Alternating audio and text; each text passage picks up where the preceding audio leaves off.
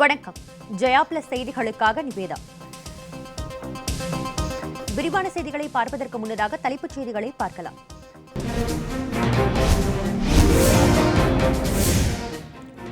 காரைக்கால் கடல் பகுதியில் hydro carbon எடுக்க ONGCக்கு உரிமம். மீத்தேன் திட்ட எதிர்ப்பு கூட்டமைப்பு கடும் கண்டனம்.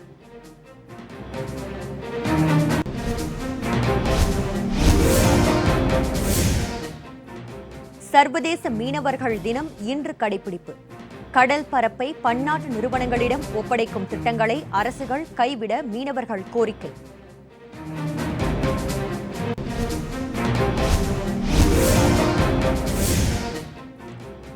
கூடலூர் அருகே விவசாய தோட்டத்திற்குள் புகுந்த காட்டு யானைகள்.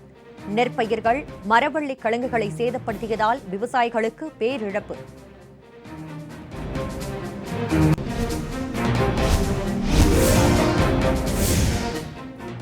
சவுகார்பேட்டை கொலை வழக்கு விவகாரம். தலைமறைவு குற்றவாளிகள் 3 பேரை சென்னை கொண்டு வந்தது போலீஸ்.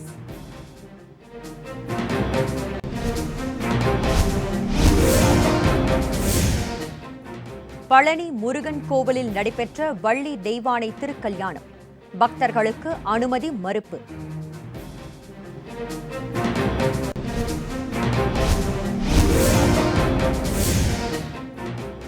தங்கம் விலை மீண்டும் உயர்வு. சவரனுக்கு 160 ரூபாய் உயர்ந்து 38,080 ரூபாய்க்கு விற்பனை.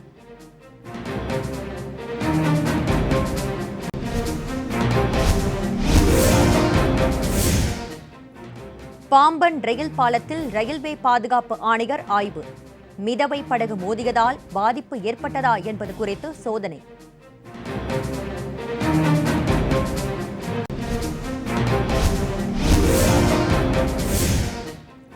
வங்கி தொடங்க பெரு நிறுவனங்களை அனுமதிக்கலாம். ரிசர்வ் வங்கி குழு பரிந்துரை.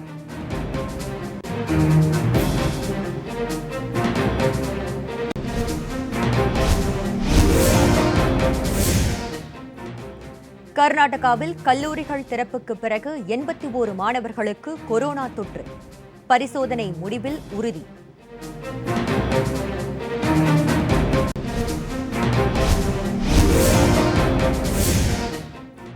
தமிழகத்தில் நாளை மறுதினம் முதல் கனமழை. மத்திய வங்கக்கடல் பகுதியில் குறைந்த காற்றழுத்த தாழ்வு பகுதிக்கு வாய்ப்பு இருப்பதாக வானிலை ஆய்வு மையம் தகவல். இனி விரிவான செய்திகளை பார்க்கலாம். இந்தியாவில் கொரோனா பாதிப்பு மொத்த எண்ணிக்கை 90,50,000 கடந்துள்ளது. கடந்த 24 மணி நேரத்தில் 46,232 பேருக்கு கொரோனா தொற்று உறுதி செய்யப்பட்டு உள்ளது. நாடு முழுவதும் தொடர்ந்து கொரோனா தொற்று இருந்து வருகிறது. கடந்த 24 மணி நேரத்தில் 46,232 பேருக்கு புதிதாக கொரோனா தொற்று உறுதி செய்யப்பட்டு உள்ளது. இதனைத் தொடர்ந்து பாதிக்கப்பட்டோர் எண்ணிக்கை 90,50,598 உயர்ந்துள்ளது. இதில் 4,39,747 பேர் மருத்துவமனைகளில் சிகிச்சையில் உள்ளனர். 84,78,124 பேர் சிகிச்சை முடிந்து வீடு திரும்பியுள்ளனர். உயிரிழப்பை பொறுத்தவரை கடந்த 24 மணி நேரத்தில் 564 பேர் மரணமடைந்துள்ளதாகவும் மொத்த பலி எண்ணிக்கை 1,32,726 அதிகரித்துள்ளதாகவும் மத்திய சுகாதாரத்துறை அமைச்சகம் தெரிவித்துள்ளது.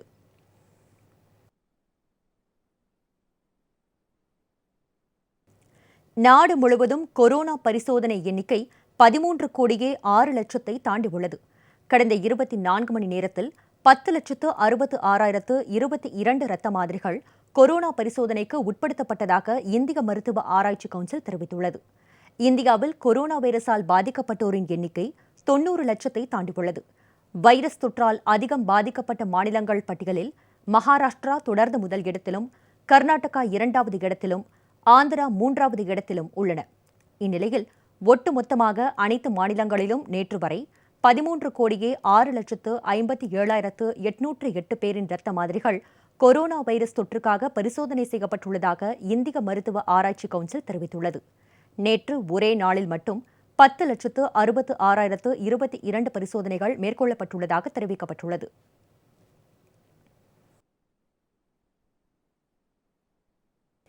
தங்கத்தின் விலை இன்று சவரனுக்கு 160 ரூபாய் உயர்ந்து மீண்டும் 38,000 ரூபாயை கடந்துள்ளது. ஆபரண தங்கம் விலை கிராமிற்கு 20 ரூபாய் அதிகரித்து சவரனுக்கு 160 ரூபாய் உயர்ந்துள்ளது. சென்னையில் 22 கேரட் ஆபரண தங்கம் 1 கிராம் 4,760 ரூபாய்க்கும், ஒரு சவரன் 38,080 ரூபாய்க்கும் விற்பனையாகிறது. 24 கேரட் தங்கம் 8 கிராம் 41,120 ரூபாய்க்கு விற்பனை செய்யப்பட்டு வருகிறது. வெள்ளி 1 கிராம் 66 ரூபாய் 70 காசுக்கும், 1 கிலோ 66,700 ரூபாய்க்கும் விற்பனை செய்யப்பட்டு வருகிறது.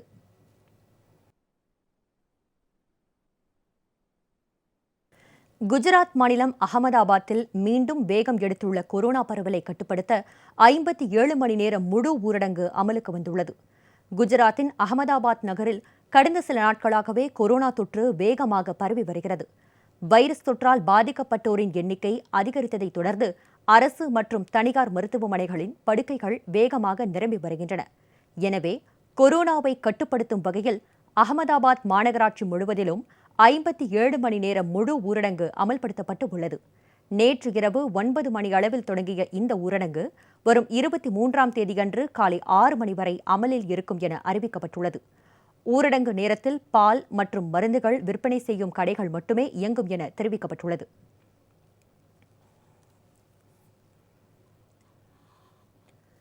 அரசியல் தலைவர்களை குறிவைத்து கொரோனா வைரஸ் தொற்று கடிதங்கள் பயன்படுத்தப்படலாம் என இன்டர்போல் போலீசார் எச்சரிக்கை விடுத்துள்ளனர்.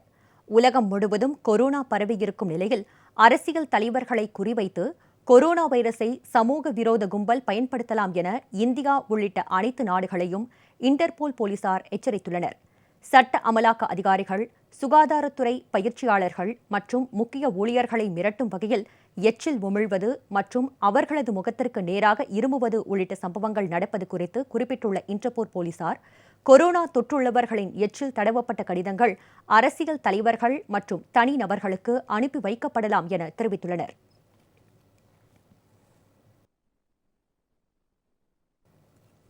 தமிழகத்தில் நாளை மறுதினம் முதல் மிக கனமழைக்கு வாய்ப்பு உள்ளதாக வானிலை ஆய்வு மையம் தகவல் தெரிவித்துள்ளது. தமிழகத்தில் அடுத்த 24 மணி நேரத்தில் நெல்லை, புதுக்கோட்டை, கன்னியாகுமரி, தேனி, தென்காசி, திண்டுக்கல், மதுரை, சிவகங்கை ஆகிய 8 மாவட்டங்களில் பரவலான மழைக்கு வாய்ப்பு உள்ளதாக சென்னை வானிலை ஆய்வு மையம் கூறியுள்ளது. மாலத்தீவு அருகே ஏற்பட்டுள்ள வளிமண்டல சுழற்சியால் மழைக்கு வாய்ப்புள்ளதாகவும், அரபிக்கடலின் தென்கிழக்கு பகுதியில் குறைந்த காற்றழுத்த தாழ்வு நிலை உருவாகியுள்ளதாகவும் தெரிவிக்கப்பட்டுள்ளது. இதற்கிடையே தமிழகத்தில் நாளை மறுதினம் முதல் 25ஆம் தேதி வரை மிக கனமழைக்கு வாய்ப்பு உள்ளதாக இந்திய வானிலை ஆய்வு மையம் எச்சரிக்கை விடுத்துள்ளது. மத்திய வங்கக்கடல் பகுதியில் குறைந்த காற்றழுத்த தாழ்வு பகுதிக்கு வாய்ப்பு இருப்பதாக வானிலை ஆய்வு மையம் தகவல் தெரிவித்துள்ளது.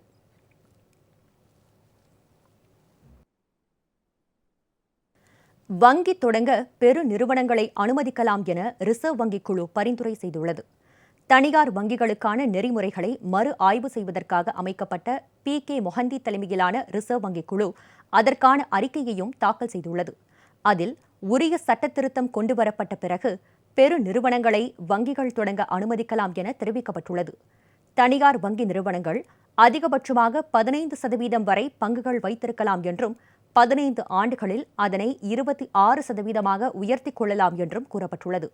பல்வகை சேவைகளை வழங்கும் பெரு வங்கியாக இருந்தால் முதலீட்டுத் தொகை 1000 கோடி ரூபாயாகவும், சிறிய வங்கியாக இருந்தால் 300 கோடியாகவும் முதலீட்டை உயர்த்த வகை செய்யப்பட்டுள்ளது.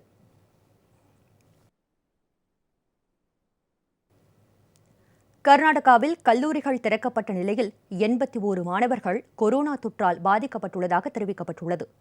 கர்நாடக மாநிலத்தில் 8 மாதங்களுக்கு பிறகு கடந்த 17ஆம் தேதியன்று கல்லூரிகள் திறக்கப்பட்டன. முதல் நாளான 17ஆம் தேதி பெங்களூருவில் உள்ள பெரும்பான்மையான கல்லூரிகளில் 100% மாணவர் வருகை இருந்தது. பிற மாவட்டங்களில் சில கல்லூரிகள் தவிர பெரும்பான்மையான கல்லூரிகள் 60 முதல் 80% மாணவர்கள் கல்லூரிக்கு வந்துள்ளனர். கடந்த 4 நாட்களாக கல்லூரிக்கு வருகை தரும் மாணவ மாணவிகள் எண்ணிக்கை 15% உயர்ந்துள்ளதாக உயர்கல்வி இயக்குநரக வட்டாரம் மூலம் தெரியவருகிறது. கல்லூரிகள் திறக்கப்பட்டாலும் கோவிட்-19 விதிமுறைகள் 100% பின்பற்றப்பட்டு வருகின்றது. அதே சமயத்தில் மாணவர்களுக்கு கொரோனா பரிசோதனை நடத்தப்பட்டு வருகிறது. கடந்த 4 நாட்களில் 30,000க்கும் மேற்பட்ட மாணவர்களுக்கு பரிசோதனை நடத்தப்பட்டது. இதில் பெங்களூருவில் 57, பல்லாரி மாவட்டத்தில் 7, ஹாசன் மாவட்டத்தில் 6 உட்பட 81 மாணவர்களுக்கு கொரோனா வைரஸ் தொற்று இருப்பது உறுதி செய்யப்பட்டது. தொடர்ந்து அவர்களுக்கு சிகிச்சை அளிக்கப்பட்டு வருகிறது. இந்திய கம்யூனிஸ்ட் மாநில செயலாளர் திரு முத்தரசன் நெல்லையில் செய்தியாளர்களை சந்தித்து வருகிறார். அதன் நேரடி காட்சிகளை தற்போது பார்க்கலாம். அவருடைய மனைவிக்கு அரசு வேலை வழங்க வேண்டும். குடும்பத்திற்கு நேரடியாக மத்திய அரசு, மாநில அரசு, இரு அரசுகளும் பொருளாதார ரீதியாக உதவிகளை வழங்க வேண்டும் என்று கேட்டுக்கொள்கின்றோம். நாளைய தினம் இந்திய கம்யூனிஸ்ட் கட்சியினுடைய நெல்லை மாவட்ட அலுவலகம் பாலநிலம் திறப்பு விழா நடைபெறுகிறது. விழாவில் இந்திய கம்யூனிஸ்ட் கட்சியினுடைய மூத்த தலைவர்கள், விடுதலை போராட்ட வீரர் நல்லக்கண்ணு அவர்களும், அதேபோல் முன்னாள் மாநில செயலாளர், முன்னாள் நாடாளுமன்ற உறுப்பினர் தோழர் தா பாண்டியன் அவர்களும் மற்றும் மாநில நிர்வாகிகள் பங்கேற்கிறார்கள். சிறப்பான நிகழ்ச்சியாக அந்த நிகழ்ச்சி நடைபெற இருக்கிறது. மத்திய அரசு நாடாளுமன்றத்தில் கடந்த செப்டம்பர் மாதம் நிறைவேற்றிய சட்டங்கள், குறிப்பாக விவசாயிகளுக்கு எதிராக நிறைவேற்றப்பட்ட சட்டங்கள், தொழிலாளர்களுக்கு எதிராக நிறைவேற்றப்பட்ட சட்டங்கள், இவைகளை எதிர்த்து வருகிற 26ஆம் தேதி, நவம்பர் 26ஆம் தேதி ஒரு நாடு தழுவிய வேலைநிறுத்த போராட்டத்தை மத்திய தொழிற்சங்க அமைப்புகள் அறிவித்திருக்கின்றன. அந்த போராட்டத்திற்கு இந்திய கம்யூனிஸ்ட் கட்சி தனது முழு ஆதரவை ஏற்கனவே தெரிவித்திருப்பது மட்டுமல்ல, அதில் பங்கேற்பது என்றும் முடிவு செய்திருக்கிறோம். திராவிட முன்னேற்ற கழகம் உள்ளிட்ட தமிழ்நாட்டில் இருக்கிற முக்கிய கட்சிகள் அனைத்தும் அந்த போராட்டத்திற்கு தங்களது ஆதரவை தெரிவித்திருக்கின்றார்கள். குறிப்பாக அந்த விவசாயிகள் விரோத சட்டம் விவசாயிகளுக்கு எதிரானது என்று நாங்கள் திரும்ப திரும்ப கூறினோம். பிரதமர் அவர்களும் மற்ற அமைச்சர்களும் விவசாயிகளுக்கு பெரிய பயனளிக்கும் என்று அவர்கள் திரும்ப திரும்ப தெரிவித்தார்கள். விவசாயிகளுக்கு பயனளிக்காது, கார்ப்பரேட் பெரும் முதலாளிகளுக்குத்தான் இது லாபத்தை தேடி தரும் என்று அழுத்தம் திருத்தமாக சொன்னோம். நாங்கள் சொன்னதுதான் உண்மை என தற்பொழுது நிரூபிக்கப்பட்டு இருக்கிறது. மத்திய அரசாங்கம் இந்த சட்டத்தை நிறைவேற்றியிருக்கிற சட்டத்தில் விவசாயிகள் எவ்வளவு வேண்டுமானாலும் இருப்பு வைத்துக் கொள்ளலாம், உற்பத்தி செய்த பொருட்களை எவ்வளவு வேண்டுமானாலும் இருப்பு வைத்துக் கொள்ளலாம், தங்குதடை கிடையாது என்று சட்டம் நிறைவேற்றப்பட்டு இருக்கிறது. நாங்கள் சொன்னோம், விவசாயிகளால் இருப்பு வைத்துக் கொள்ள முடியாது, மாறாக வியாபாரிகள் தான் இருப்பு வைத்துக் கொண்டு நல்ல லாப விலைக்கு விற்பார்கள் என்று திரும்ப திரும்ப சொன்னோம். இப்போ 3 மாதம் கூட முடியல. பெரம்பலூரில் வெங்காயம் டன் கணக்கில், பல டன் கணக்கில் வெங்காயத்தை இருப்பு வைத்திருந்ததாக வியாபாரிகள் கைது செய்யப்பட்டிருக்கிறார்கள். வெங்காயம் பறிமுதல் செய்யப்பட்டிருக்கிறது. நாடாளுமன்றத்தில் நிறைவேற்றிய சட்டம் 3 மாத காலத்திற்குள்ளாகவே தோற்று போய்விட்டது என்பது மெய்ப்பட நிரூபிக்கப்பட்டிருக்கிறது. ஆகவே இந்த சட்டங்களை திரும்ப பெற வேண்டும் என்று வலியுறுத்தி வருகின்ற 26ஆம் தேதி நடைபெற இருக்கிற இந்த நாடு தழுவிய பொதுவெளி நிறுத்த போராட்டத்திற்கு அனைத்து பகுதி விவசாயிகள், தொழிலாளர்கள், பொதுமக்கள் அனைவரும் தங்களுடைய பேராதரவை தெரிவிக்க வேண்டுமென அன்போடு வேண்டி கேட்டுக்கொள்கின்றோம். காவிரி படுகை ஆழ்கடலில் ஹைட்ரோ கார்பன் எடுக்க ONGCக்கு உரிமம் வழங்கப்பட்டுள்ளதற்கு மீத்தேன் திட்ட எதிர்ப்பு கூட்டமைப்பு ஒருங்கிணைப்பாளர் பேராசிரியர் ஜெயராமன் கடும் கண்டனம் தெரிவித்துள்ளார். மயிலாடுதுறையில் செய்தியாளர்களுக்கு பேட்டியளித்து பேசிய அவர், ஆழ்கடல் பகுதியில் எண்ணெய் கிணறுகள் அமைப்பதை தமிழக அரசு தடுத்து நிறுத்திட வேண்டும் என்றும் வலியுறுத்தியுள்ளார். ஆழ்கடலில் போடக்கூடிய இந்த கிணறுகள் ஒட்டுமொத்த கடலையுமே பாதிக்கும். மீன்கள் எல்லாம் வெளியேறிவிடும். மீன்கள் இல்லா கடலாகும். 4064 சதுர கிலோமீட்டர் பரப்பளவில் இந்த புதுச்சேரியிலிருந்து நாகை, கடலூர், காரைக்கால் வரைக்கும் அவங்க கிணறுகள் அமைச்சாக்க எங்க மீன் பிடிப்பார்கள் நமது மீனவர்கள் அடித்து விரட்டப்படுவார்கள். ஒட்டுமொத்தமாக மீன் தொழிலே இங்க அழிய போகிறது. விவசாயிகள் நலனை பேசக்கூடிய தமிழக அரசு மீனவர்களை பாதுகாக்க வேண்டாமா? அந்த கடமை அவர்களுக்கு இல்லையா? ஆகவே தமிழக அரசு உடனடியாக மத்திய அரசை வற்புறுத்தி இந்த அனுமதியை ரத்து செய்ய வேண்டும்.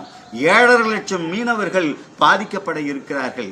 அது மட்டுமல்லாமல் காவிரி படுகை முழுவதையுமே பாதுகாக்கப்பட்ட வேளாண் மண்டல பகுதியாக இவர்கள் அறிவிக்க வேண்டும். காவிரி படுகையில் ஆழமற்ற கடற்பகுதி, ஆழமான கடற்பகுதியும் சேரும். ஆகவே முழுமையாக இந்த பகுதி பாதுகாக்கப்பட வேண்டும். சென்னை யானை கவுனியில் 3 பேர் சுட்டுக் கொலை செய்யப்பட்ட வழக்கில் முக்கிய குற்றவாளியான ஜெயமாலா, விலாஸ் மற்றும் ராஜு ஷிண்டே ஆகியோர் கைது செய்யப்பட்டு சென்னை அழைத்து வரப்பட்டனர். சென்னை யானை கவுனியில் தொழிலதிபர் சீத்தல் குமார், அவருடைய பெற்றோர் ஆகியோர் கடந்த 11ஆம் தேதியன்று சுட்டுக் கொலை செய்யப்பட்டனர். இந்த வழக்கு தொடர்பாக ஏற்கனவே ரவீந்திரநாத், கைலாஷ், விஜய் உத்தம் ஆகியோர் கைது செய்யப்பட்டு போலீஸ் காவல் விசாரணையில் உள்ளனர். நேற்று முன்தினம் இந்த வழக்கில் முக்கிய குற்றவாளியான ஷீத்தல் குமாரின் மனைவி ஜெயமாலா, அவர்களுடைய சகோதரர்களான விலாஸ் மற்றும் ராஜீவ் ஷிண்டே உள்ளிட்ட 3 பேரை ஆக்ராவில் வைத்து தனிப்படை போலீசார் கைது செய்தனர். மூவரும் இன்று காலை விமானம் மூலம் சென்னைக்கு அழைத்து வரப்பட்டனர். ஏற்கனவே ஆக்ராவில் வைத்து அவர்களுக்கு கொரோனா பரிசோதனை மற்றும் மருத்துவ பரிசோதனைகள் அனைத்தும் செய்துவிட்டதால் இன்று நேரடியாக ஜார்ஜ் டவுன் நீதிமன்றத்தில் ஆஜர்படுத்தப்படுகின்றனர்.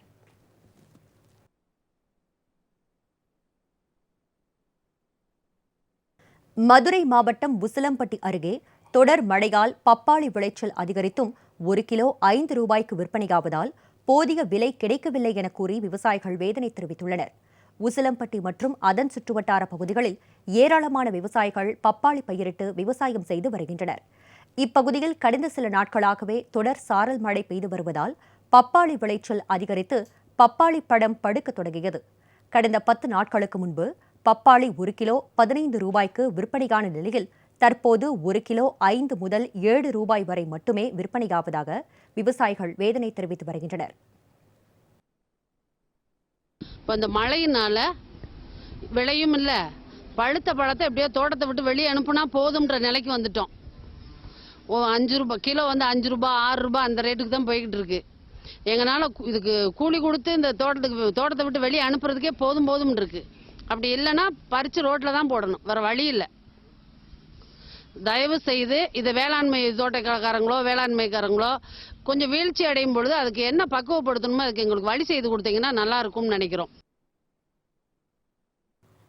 தேனி மாவட்டம் போடி அருகே கண்மாய் பகுதிக்கு செல்லும் பாதையை விவசாயிகள் சீரமைத்த போதும் அதிகாரிகள் அதற்கு அனுமதி மறுத்ததோடு ஜேசிபி வாகனத்தையும் பறிமுதல் செய்து அராஜகத்தில் ஈடுபட்டனர். போடி நாயக்கனூர் அருகே உள்ள புதுக்கோட்டை என்ற கிராமத்தில் கட்டபொம்மன் கண்மாய் அமைந்துள்ளது. கடந்த சில வாரங்களாகவே பெய்த கனமழையால் மண் அரிப்பு ஏற்பட்டு அந்த கண்மாய்க்கு செல்லும் பாதை சேதமடைந்தது. இதனை சீரமைக்க பஞ்சாயத்து நிர்வாகம் மூலம் நடவடிக்கை எடுக்கப்படாததால் அப்பகுதியைச் சேர்ந்த விவசாயிகளே அப்பணியில் ஈடுபட்டுள்ளனர். ஜேசிபி எந்திரத்தை கொண்டு 200க்கும் மேற்பட்டோர் இந்த பணியில் ஈடுபட்டனர். அப்போது அங்கு வந்த கிராம நிர்வாக அதிகாரி ஓடை மணல் அள்ளப்படுவதாக கூறி போலீசார் உதவியுடன் அப்பணியை தடுத்து நிறுத்தியதோடு வாகனத்தையும் பறிமுதல் செய்தனர். இது விவசாயிகள் மத்தியில் கடும் கொந்தளிப்பை ஏற்படுத்தியது. காவல்துறை அந்த ஓடை சரி செய்த மணலை நீங்க செய்யக்கூடாது, இது கவர்மெண்ட் ஓடை அப்படின்னா இல்ல அரசுல நாங்க செஞ்சு வருஷமெல்லாம் செஞ்சு கொடுக்க சொல்லிக்கிட்டே இருக்கோம். தார் சாலை அமைக்க சொல்லி நாங்க நிறைய பெட்டிஷன் கொடுத்துருக்கோம். இது வரைக்கும் அமைச்சு தரல. இதுக்கு தகுந்த நடவடிக்கை எடுங்க. வண்டி வெளியே விடுங்க, ஜேசிபி வெளியே விடுங்க. டிரைவர் மேல எந்த கேஸ் எதுவும் போடக்கூடாது. அப்படி போட்டா நாங்க காலையில போடியில காவல்துறை ஸ்டேஷன் உண்ணாவிர போராட்டம் காலையில 500 விவசாயிகள் நாங்க போராட்டத்துக்கு தயாரா இருக்கோம். பறிமுதல் செய்யப்பட்ட ஜேசிபி இயந்திரத்தை உடனடியாக விடுவிக்க வேண்டும் என்றும் இல்லையென்றால் போராட்டம் நடத்தப்படும் என்றும் விவசாயிகள் எச்சரிக்கை விடுத்துள்ளனர். மிதவை மோதி விபத்து ஏற்பட்ட பாம்பன் ரயில் தூக்கு பாலத்தின் பாதுகாப்பு குறித்து ரயில்வே பாதுகாப்பு ஆணையர் நேரில் ஆய்வு மேற்கொண்டார். ராமநாதபுரம் மாவட்டம் பாம்பன் கடலின் மீது 250 கோடி ரூபாய் மதிப்பில் புதிய ரயில்வே பாலம் அமைக்கப்பட்டு வருகிறது. கட்டுமான பணிக்காக இரும்பு மிதவைகளில் கிரேன், கலவை எந்திரங்கள், பாறை துளைப்பான் போன்ற கருவிகள் பயன்படுத்தப்பட்டு வருகிறது. இந்நிலையில் கடந்த 9ஆம் தேதியன்று பாலத்தின் மீது மிதவை ஒன்று மோதியது. 9 நாட்களுக்கு பிறகு மிதவை அகற்றப்பட்டது. இந்நிலையில் மிதவை மோதிய பாலத்தில் உள்ள தூக்கு பாலத்தின் உறுதித்தன்மை மற்றும் பாதுகாப்பு குறித்து சென்னையில் இருந்து வந்த ரயில்வே பாதுகாப்பு ஆணையர் ராம் கிருபால் பாம்பன் ரயில் பாலத்தில் செய்தி பொறியாளர்கள் குழு உதவியுடன் ஆய்வு செய்தார்.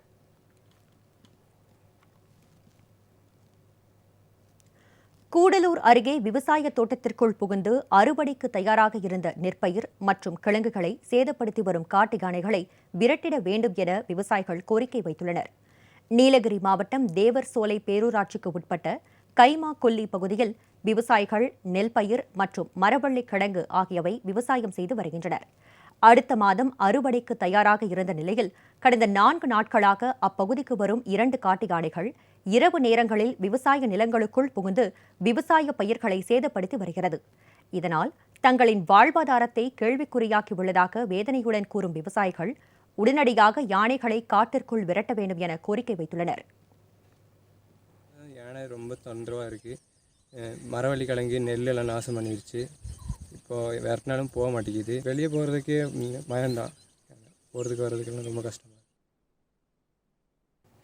புதுச்சேரி அருகே கருங்கோழி வளர்ப்பில் பட்டதாரி சகோதரர்கள் அதிக லாபம் ஈட்டி வருகின்றனர். 1.5 கிலோ அளவிலான கருங்கோழி 650 ரூபாய்க்கு விற்கப்படுவதாக கூறுகின்றனர்.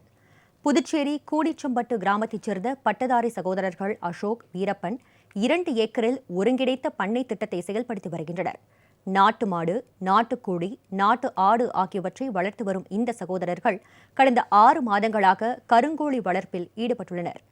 கருங்கோழியின் கறி மற்றும் முட்டைகள் மருத்துவ குணம் கொண்டதால் இவற்றை வளர்ப்பதில் தனி கவனம் செலுத்தி வருகின்றனர். பிற கோழிகள் ஆண்டிற்கு 80 முட்டைகள் இடும் நிலையில் கருங்கோழிகள் 140 முட்டைகள் வரை இடுவதாக கூறப்படுகிறது. நாட்டுக்கோழி முட்டை 15 ரூபாய்க்கு விற்கப்படும் போது கருங்கோழி முட்டை 20 ரூபாய்க்கு விற்கப்படுகிறது. இதில் வந்துட்டு நாட்டு மாடு, ஆடு, கோழி அப்படின்னு சொல்லிட்டு எல்லாமே இந்த ஒருங்கிணைந்த பண்ணத்தில் வளர்த்துட்டு இருக்கோம். ஒரு 6 மாதமாக இந்த கருங்கோழின்ற, அதாவது கடக்நாத் அப்படின்ற ஒரு மத்திய பிரதேச இனத்தை சேர்ந்த ஒரு நாட்டுக்கோழி இப்போ வளர்த்துட்டு இருக்கோம். இந்த கருங்கோழி பார்த்திங்கன்னா அதிகப்படியான மருத்துவ குணம் கொண்டது. இதில் பார்த்திங்கன்னா கோழியுடைய முட்டை பார்த்திங்கன்னா 20 ரூபாய்க்கும், கருங்கோழி பார்த்திங்கன்னா 1 கிலோ 6 ரூபாய்க்கும் விற்பனை செஞ்சிட்ருக்கோம். இப்போ விற்பனை வாய்ப்பும் அதிகமாக இருக்குது. நல்லாவே முட்டையிலேருந்து கோழி வரைக்கும் விற்பனை பண்ணிகிட்ருக்கோம். கிறிஸ்துமஸ் பண்டிகையை முன்னிட்டு நீலகிரி மாவட்டம் உதகையில் மதுபானம், உலர்பழம், வாசனை திரவியங்கள் கொண்டு 65 கிலோ கேக் கலவை தயாரிக்கும் பாரம்பரிய நிகழ்ச்சி நடைபெற்றது. கிறிஸ்துமஸ் பண்டிகையை முன்னிட்டு முக்கிய அம்சமாக கருதப்படும் கேக் கலவை தயாரிக்கும் நிகழ்ச்சி உதகையில் உள்ள பிரபல ஹோட்டலில் நடைபெற்றது. பீச், பிளம், திராட்சை, கிராம்பு, லவங்கம், பட்டை, ஏலக்காய் மற்றும் மதுபானங்களை கொண்டு 65 கிலோ கேக் கலவையை ஹோட்டல் ஊழியர்கள் தயாரித்தனர். இந்த நிகழ்ச்சியில் சுற்றுலா பயணிகள் பங்கேற்பது வழக்கம். ஆனால் இந்த ஆண்டு கொரோனா அச்சம் காரணமாக ஹோட்டல் ஊழியர்கள் மட்டுமே பங்கேற்றனர். இந்த கேக் கலவை 1 மாதத்திற்கு மூடி வைக்கப்படும். டிசம்பர் மாதம் 20ஆம் தேதிக்கு பிறகு இந்த கேக் கலவையை கொண்டு கிறிஸ்துமஸ் பிளம் கேக் தயாரிக்கப்பட்டு சுற்றுலா பயணிகளுக்கு வழங்கப்படும் என்று ஹோட்டல் நிர்வாகிகள் தெரிவித்தனர். பெண்களை ஆபாசமாக படமெடுத்து மிரட்டி பணம் பறித்த வழக்கில் கைது செய்யப்பட்ட காசி தடயங்களை அளித்ததாக மேலும் 3 வழக்குகளில் காசியின் தந்தை குற்றவாளியாக சேர்க்கப்பட்டுள்ளார். பெண்களை பாலியல் வன்முறை செய்து அதனை வீடியோவாக எடுத்து மிரட்டி பல லட்சம் ரூபாய் மோசடி செய்ததாக கூறப்படும் நாகர்கோவிலைச் சேர்ந்த காசியை கைது செய்து சிபிசிஐடி போலீசார் விசாரணை நடத்தி வருகின்றனர். காசியின் வீட்டில் போலீசார் நடத்திய சோதனையின் போது லேப்டாப், ஹார்ட் டிஸ்குகள் ஆகியவை பறிமுதல் செய்யப்பட்டுள்ளது. இதில் இருந்த தடயங்களை அழித்ததாக காசியின் தந்தை தங்கபாண்டியனும் கைது செய்யப்பட்டு சிறையில் அடைக்கப்பட்டார். இந்நிலையில் காசியின் தந்தை தங்கபாண்டியன் நடத்தி வரும் கோடி கடையில் இருந்து போலீசாரால் கைப்பற்றப்பட்ட ஹார்ட் டிஸ்கில் மேலும் பல ஆவணங்கள் அழிக்கப்பட்டதால் அவை சென்னையில் உள்ள ஆய்வகத்திற்கு அனுப்பி வீடியோக்கள் மற்றும் புகைப்படங்கள் திரும்பப் பெறப்பட்டன. இதனையடுத்து ஆவணங்களை அழித்ததாக மேலும் 3 வழக்குகளின் கீழ் தங்கபாண்டியன் சேர்க்கப்பட்டுள்ளார். இதற்கிடையே வெளிநாட்டில் தலைமறைவாக இருக்கும் காசியின் நண்பரையும் விசாரணை செய்ய சிபிசிஐடி போலீசார் முடிவு செய்துள்ளனர்.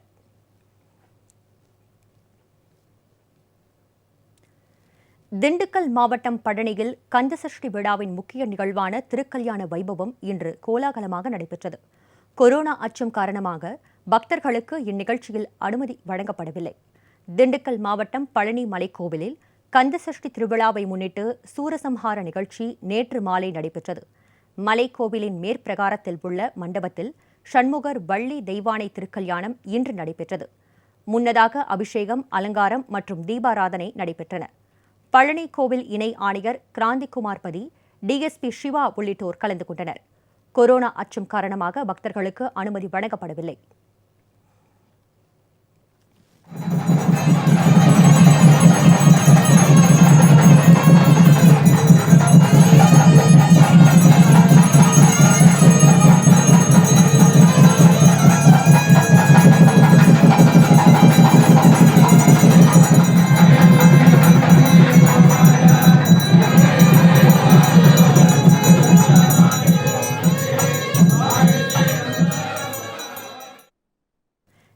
மாலை பழனி அடிவாரத்தில் அமைந்துள்ள பெரியநாயகி அம்மன் திருக்கோவிலில் வள்ளி தெய்வானையுடன் முத்துக்குமார சுவாமிக்கு திருக்கல்யாணம் நடைபெறவுள்ளது. ராமநாதபுரத்தில் மலட் ஆற்றின் குறுக்கே கட்டப்பட்ட தடுப்பணை 2 நாள் மழைக்கே தாங்காமல் இடிந்து விழுந்த காட்சி சமூக வலைதளங்களில் வைரலாக பரவி வருகிறது. ராமநாதபுரம் மாவட்டம் கடலாடி தாலுகா உசலங்குளம் ஊராட்சிக்குட்பட்ட கூரான்கோட்டை கிராமத்தில் மலட்டாற்றின் குறுக்கே 8 தடுப்பு அணைகள் தலா 9,87,000 ரூபாய் செலவில் கடந்த 5 மாதங்களுக்கு முன்பு கட்டப்பட்டன. இந்நிலையில் தொடர் மழையால் மலட்டாற்றில் தண்ணீர் வரத்து அதிகரித்ததால் தடுப்பணைகளில் ஒன்றில் மண் மற்றும் கல் வெளியே தெரிந்து தண்ணீர் வெளியே வரும் பாதை பக்கவாட்டு சுவர்கள் விழுந்து மோசமான நிலையில் உள்ளது. 2 நாள் மழைக்கே தண்ணீரை தாக்குப்பிடிக்க முடியாமல் முற்றிலும் தடுப்பணை சேதமடைந்து பயன்படுத்தாத வகையில் உள்ளது. இதுகுறித்த வீடியோ சமூக வலைதளங்களில் வைரலாக பரவி வருகிறது.